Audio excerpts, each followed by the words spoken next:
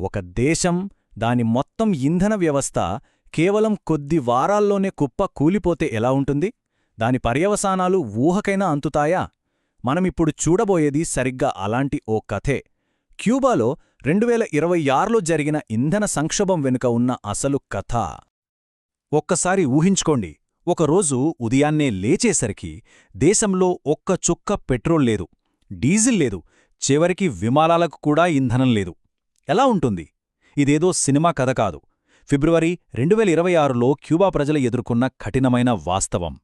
ఒక్కసారిగా మొత్తం దేశమే స్తంభించిపోయింది. ఇక్కడే అసలు ప్రశ్న మొదలవుతుంది. సుమారు 1,10,00,000 జనాభా ఉన్న ఉద్దేశం దాదాపు రాత్రికి రాత్రే చీకటిలోకి ఎలా జారిపోయింది? ఇంతకీ ఏం జరిగింది? ఈ పతనానికి దారితీసిన కారణాలేంటి? పదండి ఆ వివరాల్లోకి వెళ్దాం. ఈ సంక్షోభం మూలాలను అర్థం చేసుకోవాలంటే మనం ముందుగా క్యూబా చేసిన ఒకే ఒక్క పెద్ద తప్పుని చూడాలి. దశాబ్దాలుగా వాళ్లు చేసిన తప్పది. వాళ్ల ఇంధన భద్రత మొత్తం కేవలం ఒకే ఒక్క దేశం మీద ఆధారపడి ఉంది. అదే వెనిజులా. క్యూబా ఎంత పెద్ద రిస్క్లో ఉందో చెప్పడానికి ఈ ఒక్క నెంబర్ చాలు. 80%. అవును, 2025 చివరినాటికి క్యూబాకి కావాల్సిన చమురులో ఏకంగా 80% వెనిజులే నుంచి వస్తుంది. అది సబ్సిడీ మీద. అంటే దేశం మొత్తం ఒకే ఒక సన్నని దారం మీద వేలాడుతోందన్నమాట. మరి ఆ దారం తెగితే పతనం ఖాయం. మనం అనుకున్నట్లే ఆ దారం తెగడానికి ఎంతో కాలం పట్టలేదు. కేవలం ఒకే ఒక్క సంఘటన క్యూబా జీవనాడిని కత్తిరించింది. ఇక అక్కడ్నుంచి సంక్షోభం డామినో ఎఫెక్ట్లా మొదలైంది. అది జనవరి 3, 2026. అమెరికా సైన్యం వెనిజులాలో ఆపరేషన్ అబ్సల్యూట్ రిజాల్వ్ అనే పేరుతో ఒక సైనిక చర్య మొదలుపెట్టింది. ఈ ఆపరేషన్లో భాగంగా వాళ్ళు వెనిజులా అధ్యక్షుడు మదురోని పట్టుకున్నారు. ఇక దాని ప్రభావం వెంటనే క్యూబా మీద పడింది. ఎలా అంటే వెనిజులా నుంచి క్యూబాకు బయలుదేరిన చమురు ట్యాంకర్లన్నీ ఒక్కసారిగా ఆగిపోయాయి, కంప్లీట్గా. అసలు ఆ తర్వాత జరిగిన సంఘటనలు చూస్తే అంత కళ్ళు మూసి తెరిచేలోపు జరిగిపోయినట్టు అనిపిస్తుంది. చూడండి, జనవరి 3న వెనిజులాలో ఆపరేషన్ మొదలైంది. నెల మధ్యలో అమెరికా నావికాదళం క్యూబాని చుట్టుముట్టింది.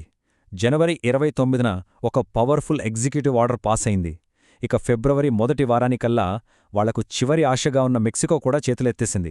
అంతే, కేవలం కొద్ది వారాల్లో క్యూబా ప్రపంచం నుంచి పూర్తిగా వేరైపోయింది. ఇది కేవలం ఆర్థిక సంక్షోభం మాత్రమే కాదు, దీనికి మానవ మూల్యం కూడా ఉంది. వెనిజులాలో జరిగిన ఆపరేషన్లో 32 మంది క్యూబన్ సైనికులు, గూఢాచార సిబ్బంది చనిపోయారు. ఇది కేవలం ఒక నంబర్ కాదు, ఇది క్యూబన్ సైన్యం ప్రతిష్టకు తగిలిన పెద్ద దెబ్బ.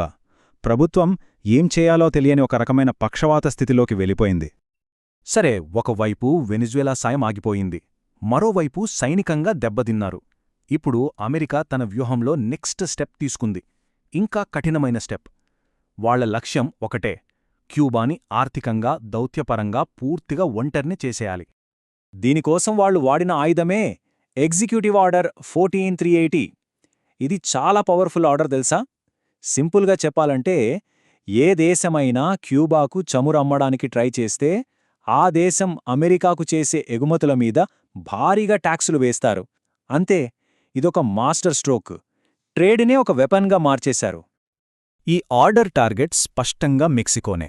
ఎందుకంటే వెనిజులా తర్వాత క్యూబాకు హెల్ప్ చేయగల దగ్గరి దేశం అదొక్కటే. కాని ఇక్కడ మెక్సికో ఒక రకంగా ఇరుక్కుపోయింది.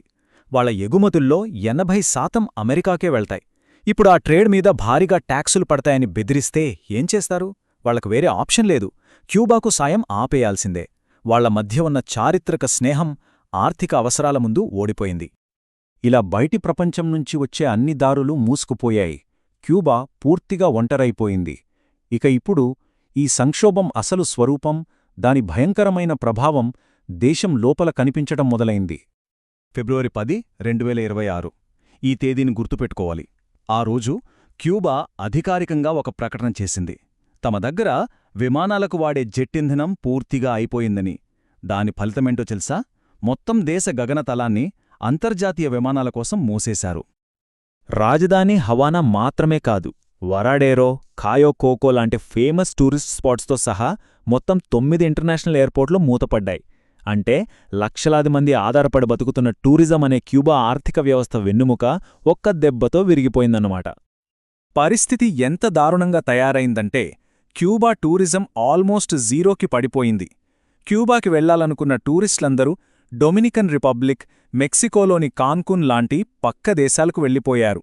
సింపుల్గా చెప్పాలంటే క్యూబా నష్టం దాని పక్క దేశాలకు పెద్ద లాభమైంది. ఫ్లైట్లు ఆగిపోవడం అనేది బయట ప్రపంచానికి కనిపించే సమస్య మాత్రమే.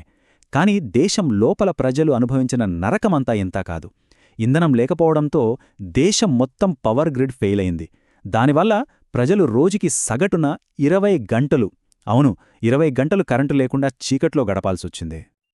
కరెంట్ లేదంటే కేవలం లైట్లు, ఫ్యాన్లు ఆగిపోవడమే కాదు కదా. వాటర్ పంపులు పనిచేయవు, మురుగునీటి శుద్ధి వ్యవస్థ ఆగిపోతుంది, చెత్తను తీసేవాళ్లు రారు. ఇదంతా కలిసి ఒక భయంకరమైన నీటి, పారిశుధ్య సంక్షోభానికి దారితీసింది. దీనివల్ల రోగాలు కూడా ప్రబలడం మొదలయ్యాయి. అయితే అన్నింటికన్నా దారుణమైన విషయం ఏంటంటే వాళ్ల హెల్త్ కేర్ సిస్టమ్ పతనం. ఒకప్పుడు క్యూబా వైద్య వ్యవస్థకు ప్రపంచవ్యాప్తంగా మంచి పేరుండేది. అలాంటిది అది పూర్తిగా కుప్పకూలిపోయింది. ఒక నివేదికలోని ఈ మాటలు వింటేనే గుండె తరుక్కుపోతుంది. హాస్పిటల్స్లో జనరేటర్లు కూడా పనిచేయక డాక్టర్లు ఫ్లాష్ లైట్ వెలుగులో ఆపరేషన్లు చేశారు. లైఫ్ సపోర్ట్ పరికరాలు ఆగిపోయి పేషెంట్లు చనిపోయారు. ఇలా దేశం మొత్తం చీకట్లో మునిగిపోయి ప్రజలు ప్రాణాలు కోల్పోతున్న టైంలో క్యూబా ప్రభుత్వం ఒక క్రాస్ రోడ్స్లో నిలబడింది. వాళ్ల ముందు 2 దారులున్నాయి. 1 అమెరికాకు వ్యతిరేకంగా చివరిదాకా పోరాడటం. 2 తమ ప్రజలను కాపాడుకోవడానికి లొంగిపోవడం. ఏం చేయాలి? ఇక్కడ క్యూబా ప్రభుత్వం ఒక క్లాసిక్ పొలిటికల్ గేమ్ ఆడింది. ఒకేసారి 2 పనులు చేసింది. పబ్లిక్గా ఏమో అమెరికాను తిడుతూ తమ పాత ఫ్రెండ్ రష్యా సాయం కావాలనడిగారు. కాని అదే సమయంలో తెరవెనుక సీక్రెట్గా ప్రభుత్వంలోని పెద్ద తలలు అమెరికా సిఐఏతో చర్చలు జరుపుతున్నారని గట్టిగా టాక్ నడిచింది. బతకడం కోసం ఆడిన ఒక డేంజరస్ గేమిది. సరే, ఇదంతా మనల్ని చివరి అతిపెద్ద ప్రశ్నకు తీసుకొస్తోంది. ఈ సంక్షోభం నిజంగా ఒక శకానికి ముగింపా, లేకపోతే బతికి బట్టకట్టడం కోసం క్యూబా ఆడుతున్న కొత్త, ప్రమాదకరమైన ఆటలో ఇదంతా ఫస్ట్ యాక్ట్ మాత్రమేనా? అసలు ఒక దేశం తన మనుగడ కోసం తన సిద్ధాంతాలను ఎంతవరకు వదులుకోగలదు? ఈ ప్రశ్నకు దొరికే సమాధానం క్యూబా భవిష్యత్తునే కాదు, ఆధునిక ప్రపంచ రాజకీయాలు ఎలా ఉండబోతున్నాయో కూడా నిర్ణయిస్తోంది.